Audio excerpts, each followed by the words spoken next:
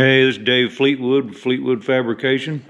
This is our 55 Chrysler project we've been working on, and I've been lining the front end on it. Thought I'd do a quick video here, just kind of an overview of the car and how we align front ends on these low cars here in the backyard garage without any special tools. Low cars are hard to line anyway, and some of the shops you go to, they just tell you, well, they can't do it, the tire's stuffed up in there too high or whatever. But I was taking an old junk set of rims, if they're 8 or 10 inches wide, and gets it kind of out there a little farther, makes it easier to do. These are 8-inch wide spokes, and we've got a piece of angle iron clamped there to the side of them, and then the pieces of the other side is like a C channel. But as long as you got two nice straight edges that you can clamp to the wheel like that, it'll work. And then I got vice grips here clamped up one end and the other, equally spaced apart from the center line of the wheel.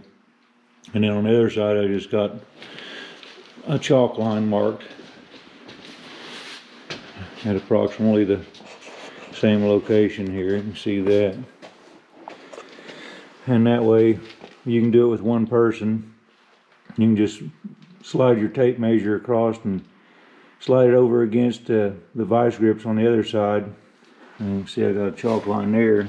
You can pull it across to this side, and that way you know you're square and the same distance, and just measure to the inside on the front and back. I usually like about an 1/8 inch of toe in, which means you got an 1/8 inch smaller measurement on the front than the back. And then these early Chryslers, most all of them from like 38 or 9 to 56, there's no real adjustment on the caster on this front end. You can adjust the camber very little, and the toe in, that's about it. And so I just take a small level like this one, and you can clamp a straight edge up and down on the wheel. I usually just stick it against the side of the wheel here, and this is kind of a bad deal on this one. You can't see it real well there, but the camber adjustment, you want that to be level. And I got the other side is level and really good. This side with the adjuster adjusted all the way out, it's still leaned in just a little at the top. Hopefully it's not enough to really make much of a difference, but if it starts wearing a tire on the inside out or something, then I may have to cut the A-arm and lengthen it a little and weld it back together, or heat the upright and bend it, or something crazy like that. We'll see what happens.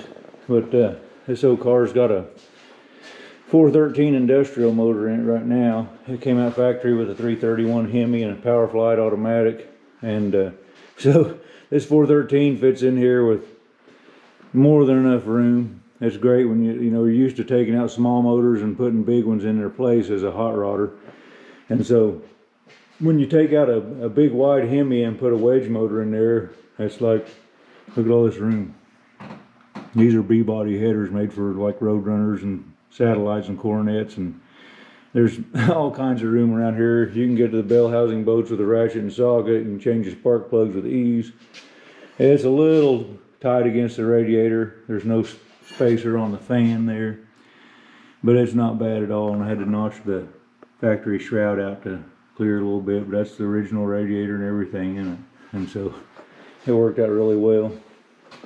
And this is like a 7.2 to 1 compression motor from the factory. They aren't very hot, but I put the car heads on it and the old 484 purple stripe cam and aluminum intake. It's been ground smooth and polished at one time in its life. I think it's an old Wine, could be an Offenhauser, I'm not sure.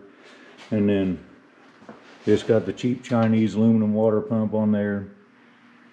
And I got a Chevy Cavalier power steering rack that I've adapted to it, and then had to make the header on this side to go around the steering. And then it's got part of the original steering column and part of a Dodge Dakota steering column and some exhaust pipe and part of the Cavalier like the U-joint that goes on the rack and double D shaft, and that's all pieced together and works. And then this ugly, terribly ugly master cylinder and boosters off a 98 Dodge Dakota and the proportioning block, and that's on there because the truck was in the backyard. So we do a lot of things around here because it's free or cheap. So and then it's just got the 70s style electronic ignition on it. Just the motor's out of an RV, the distributor's out of an RV. We use a lot of RV parts around here because they're cheap to free. I got the motor for $150. So, and then it's got the ignition box and voltage regulator and ballast resistor and coil. I just got all mounted over here just to kind of keep it out of the way, and I try to keep wiring to a minimum and hide it as much as I can. So, and the transmission is a 66 727, and that has the old small spline input shaft and front pump. And so we took the whole front pump, drum, shaft, clutches and all that stuff out of the 70s model RV transmission and put in this 66 transmission torque converter, and put all that in there with new front and rear seal and pan gasket, and hoping for the best on that. It all seems to be in pretty good shape. And then under the front end here, see if we can get some light where we can see something.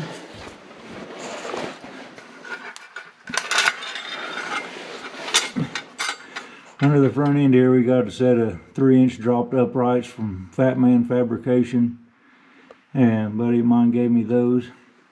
And it's got 83 Dodge coil springs on it, and those fit really, really well. They're roughly an inch or two shorter than the originals.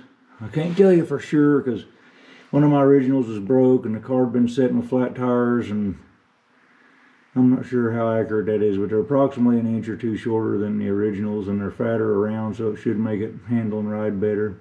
It's got Ford Granada disc brakes, which is a conversion from back in the day that was already on those uprights. I'm not sure who makes that, but when I went to get the calipers and pads, that's what fit it. And then you see the Chevy Cavalier rack and pinion set up here. I just had to make a cross member to mount that, and then had to cut it off at the ends and weld the Chrysler tie rod ends to it to make it reach, because this 55 Chrysler is really, really wide. And then I'm using the front sump oil pan here that came on the RV motor. It fits right in there good with the rack and with the original cross member. And then you can see back here, just made a homemade cross member out of C-channel. Just welded a couple ears onto the frame there on the sides to bolt that to, and then used a 70s style motor mount or transmission mount that's got the through bolt that goes side to side. They're cheap and easy to come by, and they don't break. They, you know, the rubber can get bad or slide side to side or rot or whatever, but they won't actually separate. And you can see where my headers come out down here. Should have plenty of room to run the exhaust with no problem. So hopefully all that'll work well together. No power flight transmission that was in it. I'm in the middle here of putting these Dodge van shocks on there, and I was hoping they would just bolt right on, and they almost do. But I got a die grinder that hole out in the bottom of the A-arm that the shock slides up through. It's just a little too small. And then also right here where the shocks bolt up, the hole's just a little bit smaller. So I gotta die grind them out just a hair. Nothing too big. So if you got 55 or 6 Chrysler, I'm not sure if the Dodge and the Plymouth, if it'll work. It should on a DeSoto because they're about the same car. And you want to stiffen the ride up a little, lower it a little, make it easier to find parts for. You can go with the 83, probably 70s to mid 80s Dodge van parts. cool springs and shocks. Now on the back, I've got, we can get under here too. One thing I've got is no trunk floor. You can see that? I went to put the gas tank in it and took the old one out, and it was so thin and rusty. I think if I would have put the new gas tank in there and strapped it down and put gas in it, it would just fell out on the ground. So that's got the project slowed for the moment, but that's no big deal. That'll be a future video. We got to replace the inner and outer rear quarters and trunk floor. So, but the rear end here is a 8 3/4 out of a 73 or 4 Dodge Charger, and it was about 2 inches, not quite, wider than the original. And I've got Pro Comp 5-inch lift kit blocks for square body Chevy on the back of it here, and those U-joints are a little bigger around. I had to die grinder out the holes just a hair, and then those blocks are made at an angle to give you a better pinion angle on the pickups.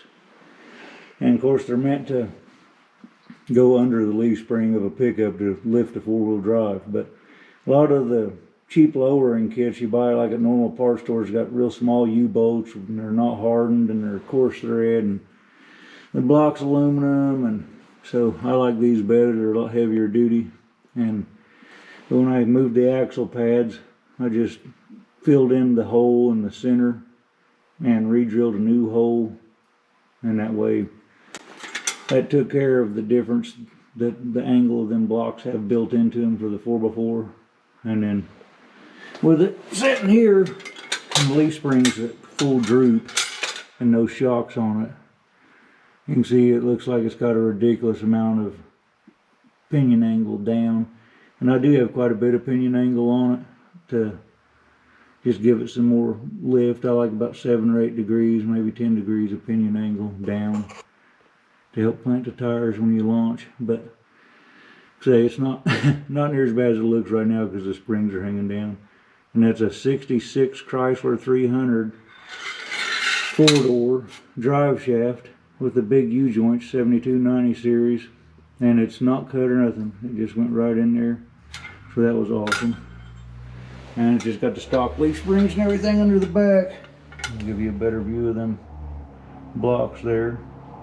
Which the original rear end in this car was an 8 3/4, but it's the old Gettin style hub, and it had big like 12-inch by 2-inch brakes that are expensive and hard to find parts for, and the Gettin hubs are a disaster to work with and stuff. So I just went ahead and put this 73 or 4 model rear end. It's got the easy and cheap to get parts for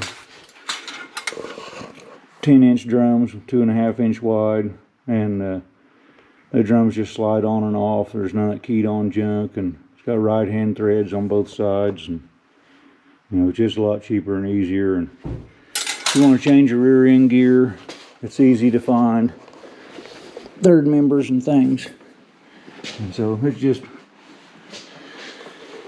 a lot better way for me to go. I've got a lot of parts and different ratios and things I could put in there if I wanted to. And then back here, that whole lip was rusted off between the bumper and the tail panel, but luckily it was 1 inch wide, so I just got a piece of 1-inch flat stock from the farm store and welded on there and ground it down, and I'll be attaching my trunk panel and stuff to that. And the original trunk panel was shot, all rusted out along the bottom edge, and so we've got a parts car that had a real good deck lid and hood on it, and so I went ahead and put that on there. And this coming along, it sits nice and low when it's on the ground. Interior's not much. I got the dash all out of it and stuff right now, and you know, I'm switching it all over to 12 volt, and I had to make that half a steering column because the original power steering comes way up into the car on these. Of course, you just got the blanket seat right now, but back in her day, it sure would have been a beauty. It was all leather and everything, you know. This was a really, really fine automobile in its day, and then years later, guys like me get them, and slap them together and go cruise them around all rusty and crusty and have a good time in them. But at one time, this thing would have really been, you know, right downtown. So, and someone years ago had also already put the Imperial grill in it, which the one insert here is missing, but I know a guy in French Lick that's got one of those that's going to hook me up with that. And our parts car's got the headlight buckets and the headlight trim rings and stuff on it, and we're trying to make it look like a 300. So these bumper guards need to be taken off and moved out like about over here under the headlights with no center divider. And then the big cool eagle here for the Imperial, that'll have to go too because the 300 didn't have that. And then this car originally was white with like this rosy red color here from this trim line up and the roof. And the 300 just had this one piece of trim right here all the way down. So that little thin piece of chrome will have to go. And I have, the parts car has the correct trim that goes above the windshield that's flat and don't stick out like that, and has a good windshield where this one's cracked. And we got most of the stuff to make it a pretty decent 300 clone. It won't be spot on. We don't have the 300 letters or emblems because those are super rare and expensive, and we may just have to, you know, pass on those or make some stickers or something to put on there. But anyway, it's you know, just meant to be a cool cruiser and a drive to work and drive to church car, and you know, should burn up the interstate pretty good with that big low compression 413 in there and 323 gear. Plenty of room for me and Mama and Manny, and trunk that's plenty big enough to keep your groceries out of the rain. So it should be a pretty good ride. And I ask if you would please to like and subscribe to our channel and follow us along on this beast. We'll be posting more videos of it in the near future, and should be driving it pretty soon. And got a lot of other stuff I need to get working on, so hopefully it'll be on the road soon and driving, and we'll video some big adventures in it and have a good time. So till next time, don't wait till you can do it right. Just get out there in the garage and do whatever you can.